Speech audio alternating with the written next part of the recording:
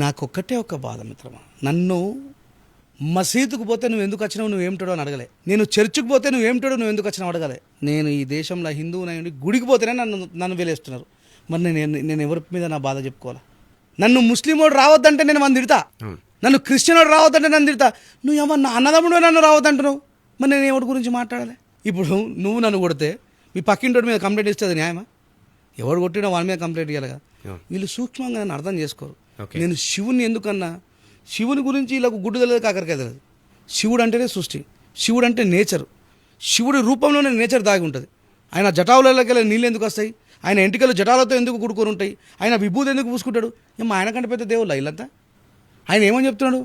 అదంతా భోగం రా, సుఖం శ్మశానంలో ఉన్నారా బిడ్డ. నీ అమ్మ ఈడ కులం లేదు, ఈడ మతం లేదు.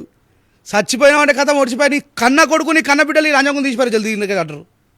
తెలంగాణ భాషలో మాట్లాడి అక్కడ లంజకులు అనగా మనం తప్పర్థం చేసుకోరు. ఇది న్యాచురల్గా మనకు వస్తూ ఉంటుంది ఊర్లలో. మళ్ళీ ఓ రాయేష్ అని చూసిన అంటే వాళ్ళు ఇది బాధ. వాళ్ళు మాట్లాడే వాడుక భాషలో నేను మాట్లాడాను అంటారా. సొంత తండ్రినైనా కానీ శ్మశానం వద్దంటదా?